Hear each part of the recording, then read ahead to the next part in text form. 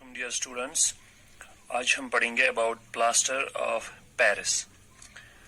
तो plaster of Paris जो है केमिकली पीओपी, जो जिसे हम पीओपी भी कह सकते हैं, plaster, P for plaster, O for of and P for Paris. Chemically it is calcium sulphate hemihydrate. तो प्लास्टर ऑफ पेरिस को हम पीओपी भी कह सकते हैं, POP, plaster of Paris. Chemically क्या होता है प्लास्टर ऑफ पेरिस, क्योंकि आपको यहाँ पर केमिकल कंपोजिशन ही पढ़ना होता है। Chemically it is calcium sulphate hemihydrate, calcium sulphate hemihydrate, calcium sulphate hemihydrate. Hemihydrate का मतलब क्या होता है? कैल्शियम सल्फेट तो आपको पता है, but what is hemihydrate? Hemihydrate means containing half molecule of water of crystallization. Hemihydrate means containing half molecule of water of crystallization. Water of crystallization. तो अब अगर हम इसकी फॉर्मूला लिखेंगे, that is calcium sulfate CaSO4 with hemihydrate, that is half molecule of water of crystallization 1/2 H2O. Now you'll be wondering how the half molecule of the water exists. Actually ये half molecule of water नहीं होता है, ये actually एक molecule of water जो है वो share होता है between two CaSO4 molecules या between two formula units of CaSO4। दो CaSO4 एक मॉलिक्यूल ऑफ वाटर को शेयर करते हैं, तभी हम कहते हैं कि जब दो करते हैं शेयर एक मॉलिक्यूल ऑफ वाटर को, तो एक जब हम लिखेंगे यहाँ पे, एक के हिस्से में आएगा आधा मॉलिक्यूल ऑफ वाटर, तो अदरवाइज ये आधा मॉलिक्यूल ऑफ वाटर है नहीं। लेकिन ये क्या है कि दो CaSO4 एक मॉलिक्यूल ऑफ वाटर को शेयर करते हैं, तो एक जब हम अब रिप्रेजेंट यहाँ पे लिखेंगे एक CaSO4, उसके हिस्से में आधा आएगा, तभी हमने यहाँ पे हेमीहाइड्रेट लिखा। सो one molecule of water is shared, यहाँ पे मैं लिखूंगा ये so that you will not get confused। one molecule of water, एक molecule of water जो है it is shared by two units of CaSO4 calcium sulfate। calcium sulfate के दो यूनिट एक्चुअली जो हैं वो एक molecule of water को शेयर करते हैं, तो तभी जब हमने एक CaSO4 लिखा तो हमने यहाँ पे हाफ मॉलिक्यूल ऑफ वाटर लिखा। Now we can also write the formula as, अगर आपने ये लिखा तो हम फॉर्मूला इस तरह से भी लिख सकते हैं, CaSO4 के दो मॉलिक्यूल, CaSO4 के टू यूनिट्स और two molecules with one molecule of H2O। यहाँ पर हमने हाफ मॉलिक्यूल नहीं लिखा अब, लेकिन जब हम लिखेंगे CaSO4 एक ही मॉलिक्यूल, जैसे कि ऊपर हमने लिखा, तो हमने लिखना पड़ेगा 1/2 H2O। यहाँ पर हमने 1/2 H2O नहीं लिखा, क्योंकि एक मॉलिक्यूल ऑफ वाटर जो है ये शेयर होता है बिटवीन टू CaSO4 यूनिट्स। तो होप कि आपको ये अब ठीक से समझ में आया होगा। तो अब यहाँ पर ये तो हो गया केमिकल कंपोजिशन। अब इसका नाम प्लास्टर ऑफ पेरिस क्यों है? प्लास्टर ऑफ पेरिस इसका नाम इसीलिए है क्योंकि फर्स्ट टाइम ये जिप्सम से बनाया गया था। It was prepared from gypsum, it was prepared from gypsum, and gypsum जो है that is mainly found in Paris, that is found in Paris। Paris जो सिटी है वहां पे पेरिस में gypsum that was found in the Paris। so अब इसका भी नाम पड़ा प्लास्टर ऑफ पेरिस। अब हम इसकी प्रिपरेशन देखेंगे। प्रिपरेशन, अभी हमने कहा कि ये जिप्सम से प्रिपेयर होता है, तो जिप्सम से कैसे प्रिपेयर होता है? ये जिप्सम जो है वो खुद कैल्शियम सल्फेट डाइहाइड्रेट है, जैसे कि plaster of Paris calcium sulphate hemihydrate है, लेकिन जिप्सम जो है that is calcium sulphate dihydrate. Dihydrate means with two molecules of water और attached with calcium sulphate 1 unit. तो जिप्सम को किल्न में 100 डिग्री सेल्सियस पर हम हीट करते हैं, तो वहां पे किल्न एक किस्म का ओवन ऑफ मान लीजिए जिसमें हीट किया जाता है, कैल्सिनेशन की जाती है, तो उसमें इस जिप्सम को डाला जाता है, फिर हीट किया जाता है अप टू 100 डिग्री सेल्सियस। तो उसके बाद ये जिप्सम जो है it loses 3/4 of its water of crystallization forming plaster of Paris. तो जिप्सम जो है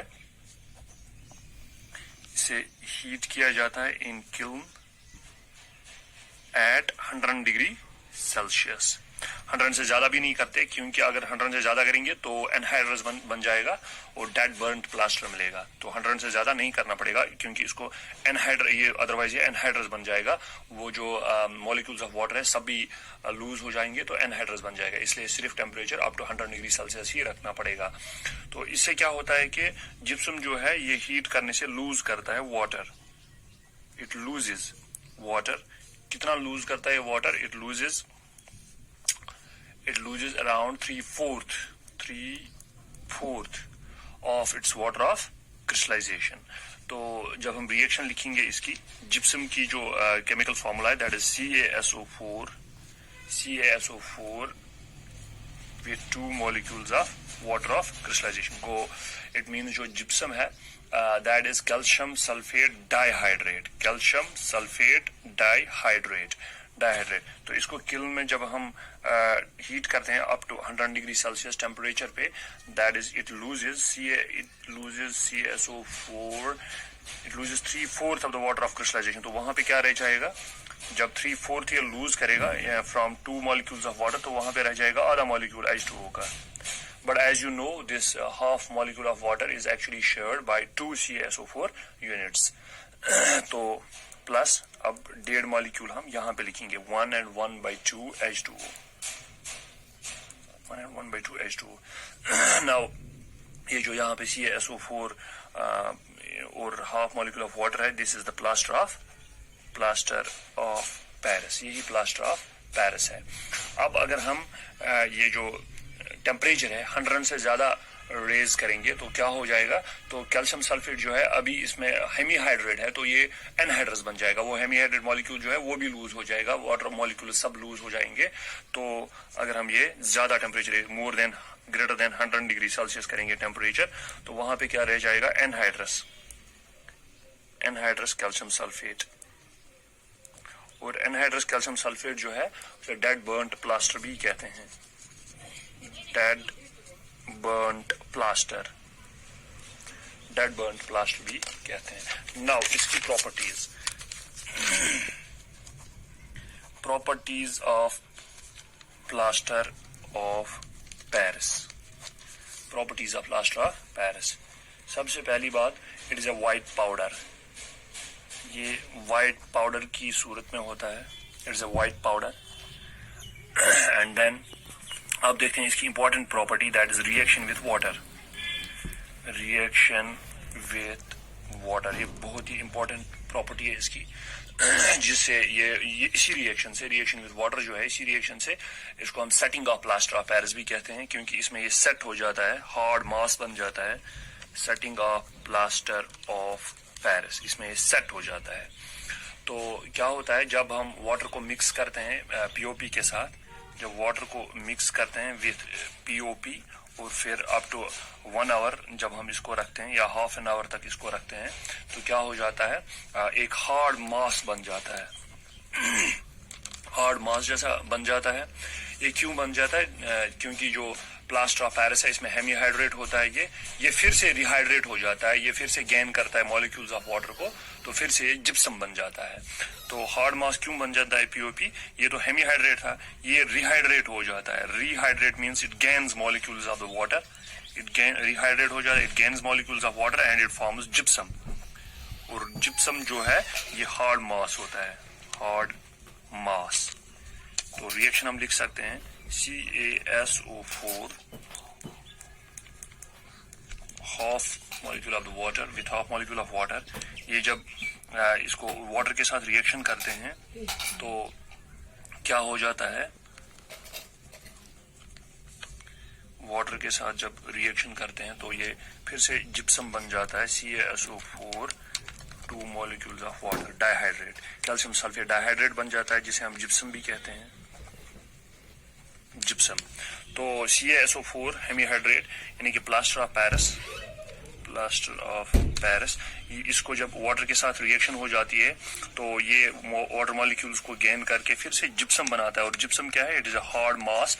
और इस तरह से ये प्लास्टर ऑफ पेरिस जो है ये सेट हो जाता है, एक हार्ड मास बन जाता है, और इससे इसका वॉल्यूम भी थोड़ा सा इंक्रीज हो जाता है, अराउंड 1%। अब हम इसकी यूजेस देखेंगे। ये तो थी properties. Now uses. It has some important uses. Plaster of Paris जो है इसका आजकल मेडिसिनल यूज बहुत ही ज्यादा है। मेडिसिनल यूज,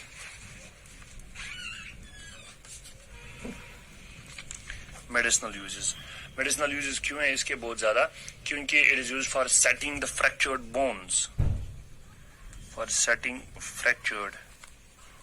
बोन्स, जिन लोगों के एक्सीडेंट में या गिरने से बोन्स जो हड्डियां जो हैं वो टूट जाती हैं, फिर प्लास्टर ऑफ पेरिस किया जाता है उसके ऊपर, तो वाटर के साथ मिक्स करके तो वो हार्ड मास बन जाता है। उससे क्या हो जाता है, आफ्टर सम 20 डेज और 3 वीक्स तो उसकी जो बोन्स हैं वो ठीक हो जाती हैं, तो सेट हो जाती हैं, उसकी बोन्स ठीक हो जाती हैं।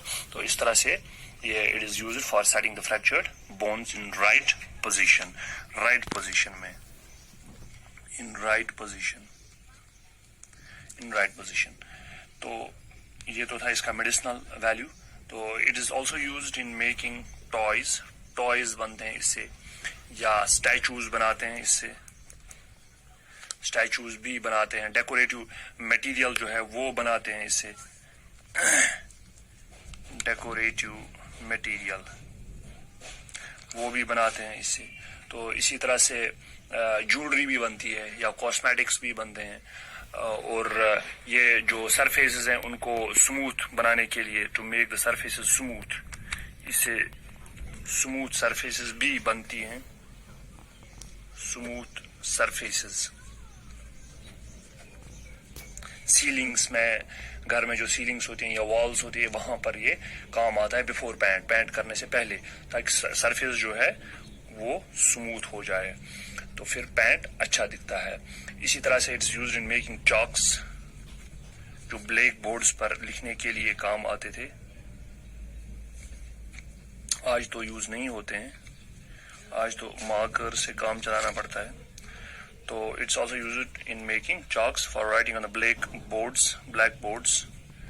तो इसी तरह से it's also used in the laboratory, और it's used in laboratories also. It's also used in making the fireproof material.